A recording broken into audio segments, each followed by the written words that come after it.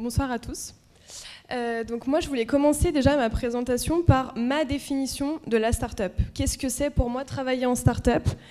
Pour moi, c'est travailler dans la bonne humeur, travailler dans la cohésion et travailler avec des relations privilégiées avec les personnes. C'est pas uniquement ça, malheureusement. C'est aussi beaucoup d'efforts, de la persévérance, de l'adaptabilité et surtout savoir donner tout ce qu'on a, peut-être à certains moments très très forts pour égaler certaines entreprises.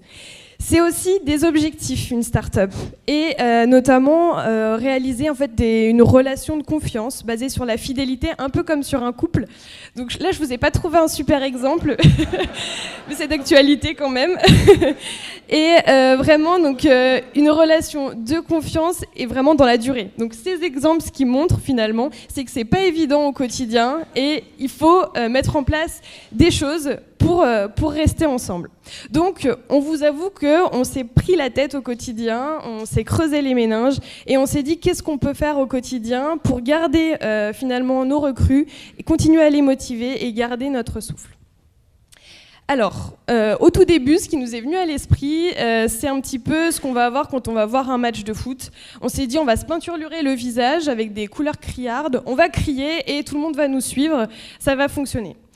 Je vous avoue que ça a été la cacophonie, on s'est dit non, il faut quand même qu'on aille un peu plus loin et on a mis des choses en place, donc je vais vous les présenter, celles qui ont fonctionné.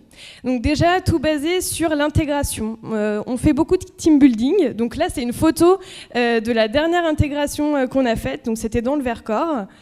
On est aussi très enclin en fait à apprendre à nos nouveaux collaborateurs tout ce qu'il y a à savoir sur notre stratégie d'entreprise. Donc finalement, il y a une transparence totale. Ils connaissent notre business Canva. Ils ont tout un ensemble de documents à leur disposition. C'est aussi une culture d'entreprise. Là, ce que vous voyez sur la photo, c'est Julien qui arrive en retard. Et donc, le jour suivant, il a dû apporter le petit déjeuner. C'est pas que dans le sens négatif, une culture d'entreprise. Quand il y a une bonne nouvelle, c'est aussi sonner la cloche des bonnes nouvelles. Et puis, on s'est posé la question de, après, qu'est-ce qui se passe ? Qu'est-ce qu'on peut faire au quotidien, finalement, pour agir sur la motivation et travailler en mode projet ? Donc, je vais vous présenter deux éléments. Le premier élément, c'est ce qu'on appelle chez nous les semaines commando. Les semaines commando, en fait, c'est des semaines thématiques où chacun sort de son domaine de compétences. Donc, typiquement, on a fait dernièrement une semaine commerciale où tout le monde devait ramener des inscrits sur la plateforme. Et puis, il y a aussi des semaines qu'on va appeler semaines lancement géographique. Donc, nous, on fait de l'événementiel également par nos lancements dans la France. Et là, c'est le dernier sur Paris, où là, tout le monde va avoir son poste opérationnel, mais en fin de semaine, on aura un objectif commun. C'est également au quotidien un ensemble d'outils qu'on utilise. Donc, typiquement, le Trello, je pense que tout le monde connaît cet outil, qui permet en fait d'avoir sa to-do, mais surtout de voir la to-do de tout le monde. Et on travaille également avec un outil collaboratif, donc une boîte à idées virtuelle, qui donne lieu à des brainstorming une fois par mois, où là, c'est l'occasion finalement de challenger chacun sur son propre poste et de proposer de nouvelles idées. Ça nous a amené à nous interroger sur l'entreprise libérée et nous dire qu'est-ce qu'on pouvait mettre en place au quotidien pour allier le bien-être de nos employés et la productivité. Et donc, je vais vous présenter la première chose qu'on a mise en place qui a bien fonctionné, c'est le système des leads. Alors, pourquoi un coq ? Parce qu'il fallait mettre un petit peu son ego de côté.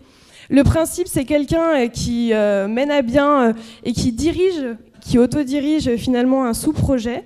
Et le premier axe de sélection, c'est la motivation. La deuxième chose qu'on a testé, c'est le système des horaires libres. Ça n'a pas du tout fonctionné, ça a été la catastrophe, on peut le dire. Mais du coup, ce que ça nous a appris, c'est qu'en fait, il fallait donner une heure peut-être dans l'emploi du temps de nos employés pour du développement personnel. Le dernier axe qui marche bien, c'est la transparence. Donc tout le monde a accès aux fiches de salaire, a le même accès au drive, a le même accès à la stratégie, aux résultats commerciaux. Et du coup, ce que j'aimerais que vous reteniez, c'est que même si chacun a sa fiche de poste, ce qui est intéressant, c'est vraiment de créer une synergie de groupe pour qu'ensemble, en fait, on puisse avancer. Mais ce que je note quand même, c'est que malgré tout, ça dépend d'un recrutement qui a été à la hauteur. Et je reprendrai la métaphore du couple. Finalement, le recrutement, c'est un peu comme un mariage, donc il faut qu'il y ait une correspondance entre les envies de chacun et les motivations de chacun. Et à l'heure actuelle, je ne suis pas certaine que nos méthodes de recrutement soient à la hauteur. Je vous remercie.